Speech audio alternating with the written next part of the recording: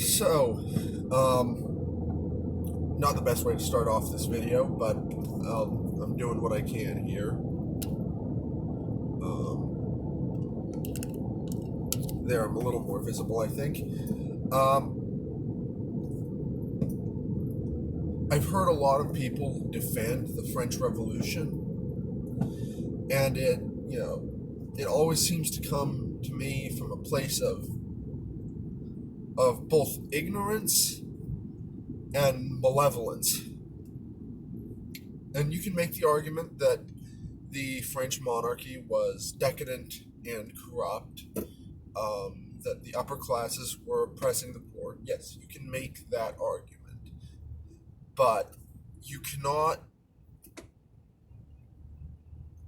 make that argument honestly, I don't think.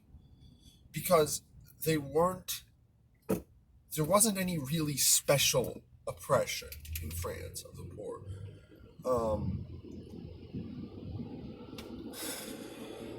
Louis XIV made bad economic choices. He spent a lot of money on his palaces. Yes, that's true. He tried to consolidate power to himself. That's true. However,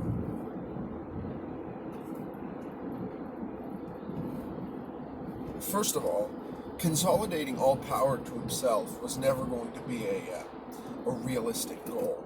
Secondly, the people who overthrew him were so far worse as to make the worst thing he could ever do look like the barking of a lapdog.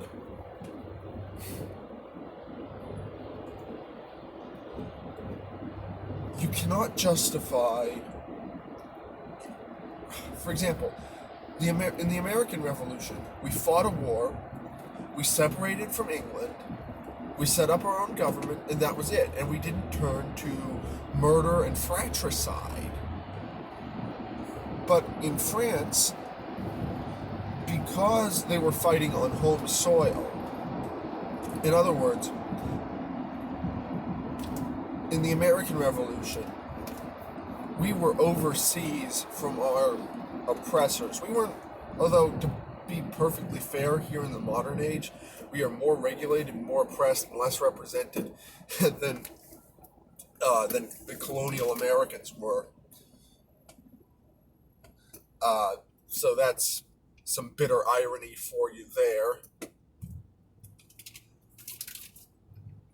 But our oppressors were overseas, and all we wanted to do was to get away from them. So we got away from them, we set up our own government. The American government was probably the best shot a republic had in 2,000 years, since the fall of the Roman Republic. So, there was that. So you can look at the American Revolution and obtain a bit of a revolutionary spirit. And then you can look at the French Revolution, and that spirit should be utterly crushed, demolished, ground to dust, and scattered to the wind. Robespierre and his ilk were the proponents of a murderous psychopathy masquerading as reason. They erected temples to reason, in heavy quotes here. They had this official policy of atheism. They burned churches with the congregation inside. So, there would be the congregation of this local village church, and the revolutionaries would come and say, convert or die. And the congregation would go, local French farmers and villagers would go inside this church and pray, and they would burn the church over their heads. They would go to monasteries and convents and murder and rape. There's there is no excuse for that, I don't think.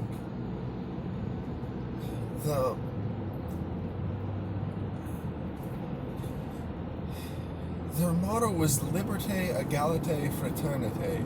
What it became was slavery, death, and fear.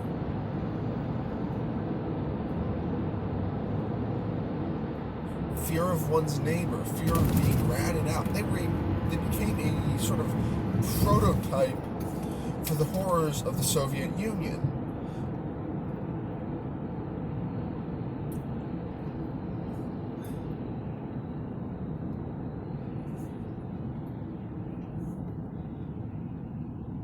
And after several years of what was rightly called the Reign of Terror, where they killed 15,000 people.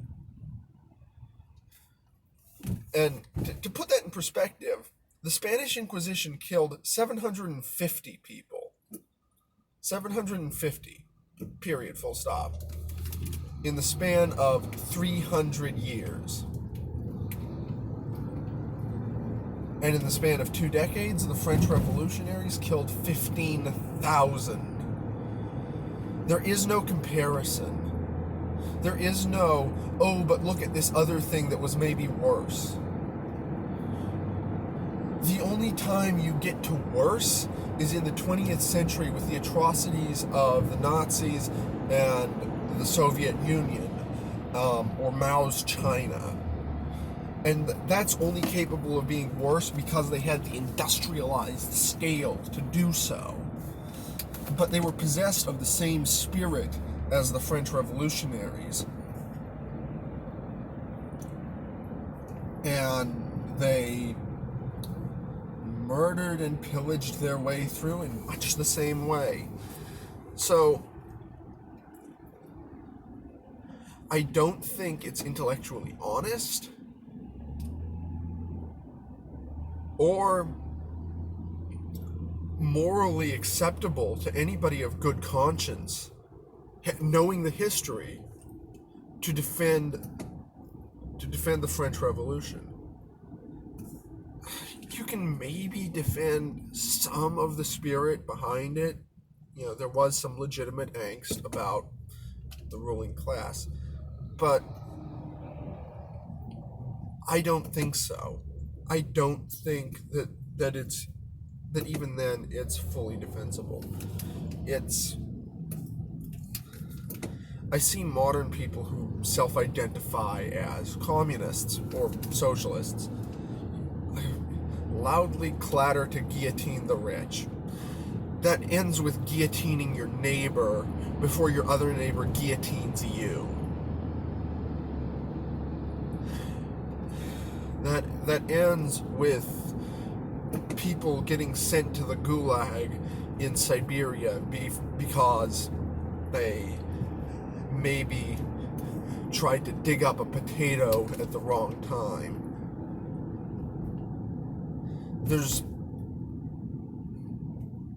There is no valid, acceptable, humane justification for that.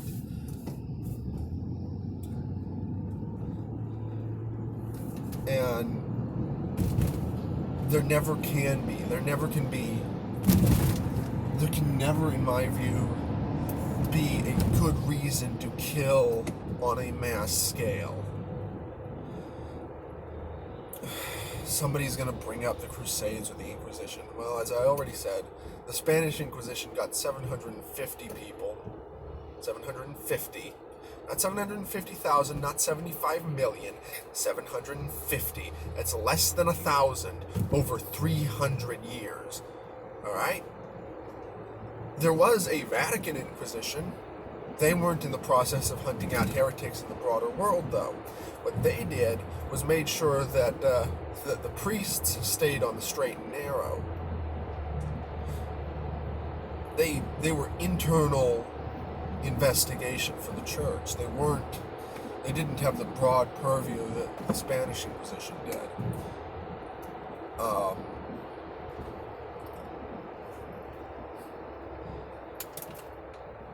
they'll bring up witch burnings. Well, there weren't actually all that many of those, and they all seem to have happened in the 17th century, mainly in areas of German Protestantism where they'd gotten rid of the Catholic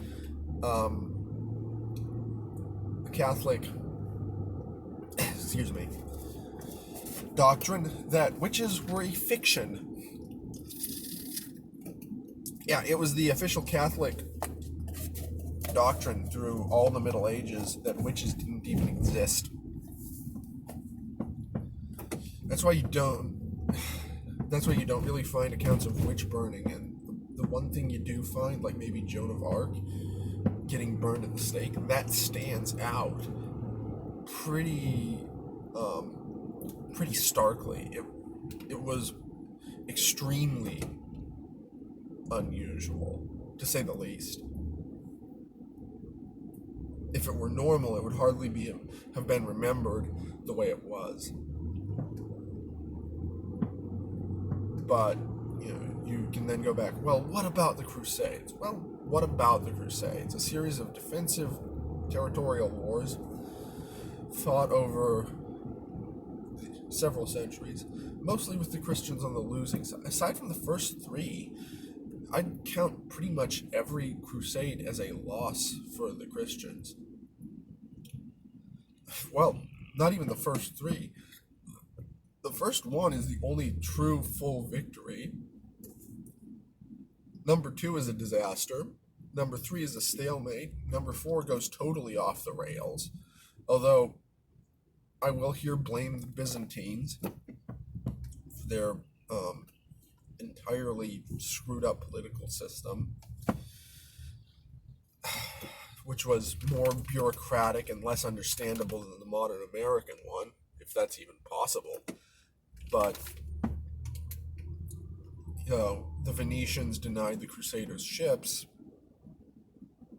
and then the Byzantines went through a series of making promises, and then whoever made the promises got usurped, and eventually the Crusaders were beyond fed up with it. They had been screwed over 6 ways from Sunday and left with next to no recourse and no supplies. They sacked Byzantium and set up a Latin emperor. Now, is that good or right?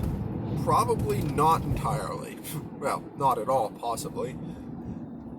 But is it the most evil thing you can think of? No. Not by a long shot.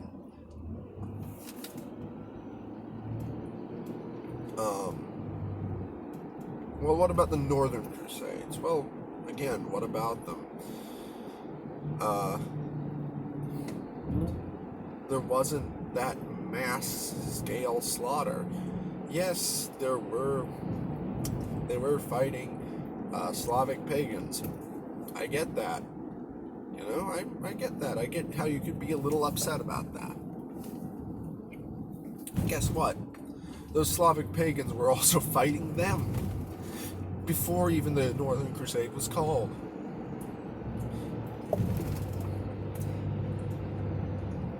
You can't look at that in the same light as a nation ostensibly at peace, turning on itself and ripping itself apart. You can't look on that in the same light as beheading your neighbor for thinking that perhaps the rest of you went a little too far.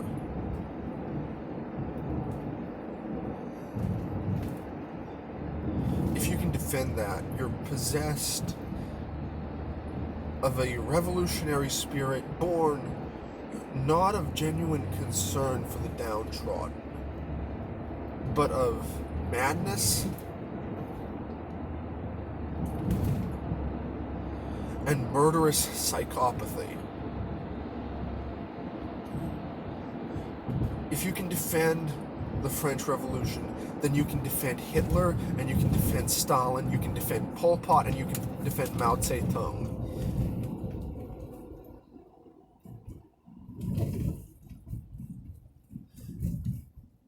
And if you can defend those people, in all honesty, your humanity is next to gone.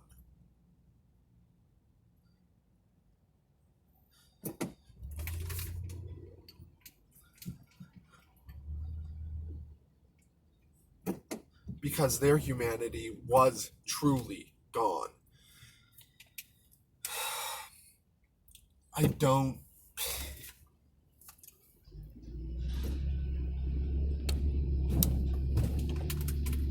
don't know if it's possible to make my point clearly and properly the way I want to. I don't know. I see so many people who defend things like this. I see people who defend the Soviet Union. They defend 150. They defend close to 100 million dead. 40 million alone, if not more, in Ukraine due to a government-enforced famine.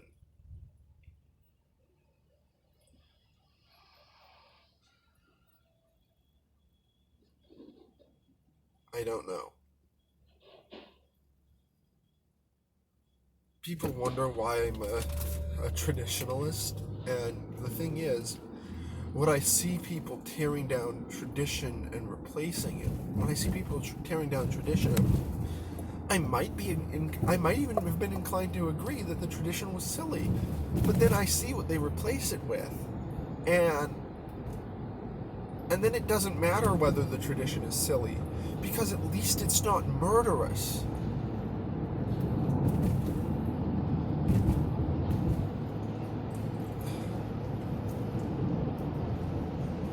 I mean, love your neighbor, do good to those who persecute you. Things like that. You know, maybe they're maybe they seem silly, especially to modernist eyes. But at least they're not murder and death.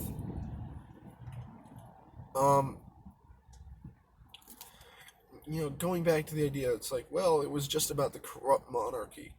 Well, great.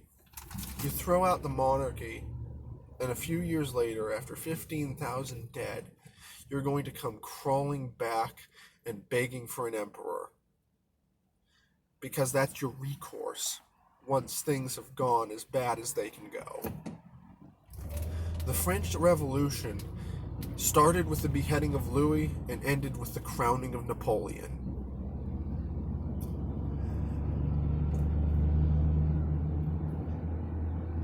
And that's the only way it could end, because that's the only way to restore order and balance to the world. Now, Napoleon wasn't a great guy. I'm not a personal fan of him, but you have to see this sort of as a symbolic structure.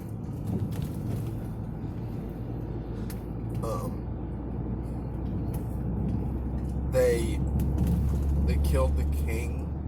They ripped out the monarchy and the church, the center, what stands at the center of life for,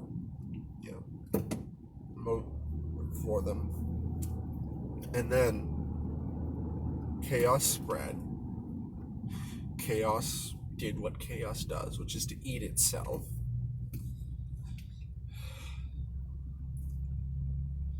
Like the Ouroboros, the snake that eats its own tail. It ate itself. It crashed and rolled like a sea. And out of that sea, a speck of order rose. That order was a man named Napoleon. And so with his crowning, the church and the monarchy were brought back to the center.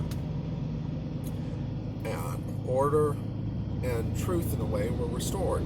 Now, like I said, I'm not a personal fan of Napoleon, but he was the inevitable and absolute outcome of the French Revolution. Was he eventually overthrown and an actual republic instated? Yes, but that didn't come from within. That didn't come from inside of France. That came from England, which had retained its own functional monarchy throughout the entire madness of the French Revolution.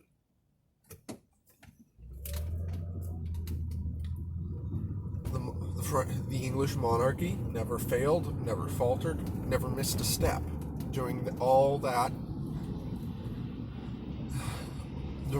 happened throughout the turmoil in France. And in the end, what it took for France to become a functional republic was for a functional monarchy to grant it that.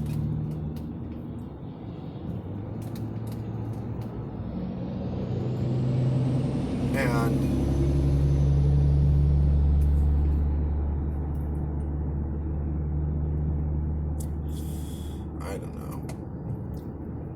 I don't know how people can defend the French Revolution. I don't know how people can defend Hitler or Stalin or Mao or Pol Pot or Che Guevara or any of those. But they do. And it's deeply, deeply disturbing to me.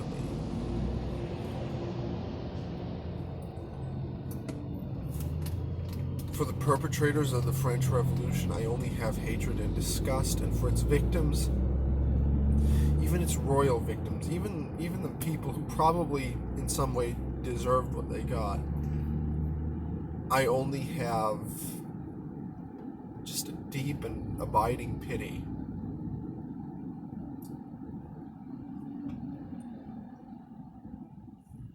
Because at the end of the day, that's all you can do and retain some element of your humanity, I think.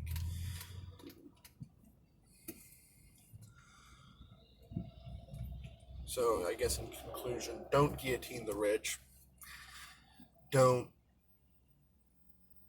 murder your brother for not agreeing with you. Don't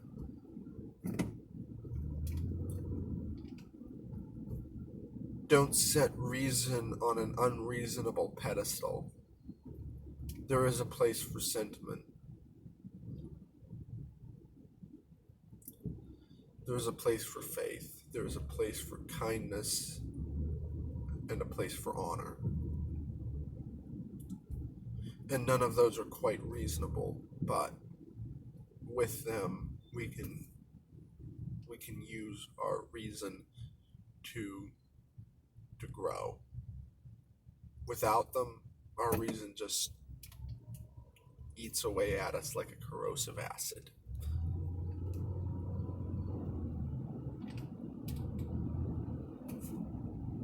And I don't even know why I have to say this, but apparently people don't read history books.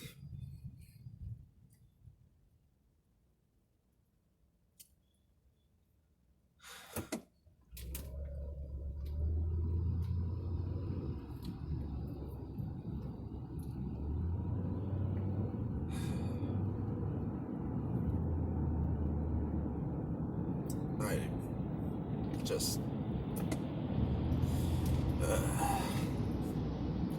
well, thank you for watching me ramble while driving to work in the morning. It's currently 7:20 in the morning, and I am on my way to Kentucky to do my job. So there's that. Have a good day.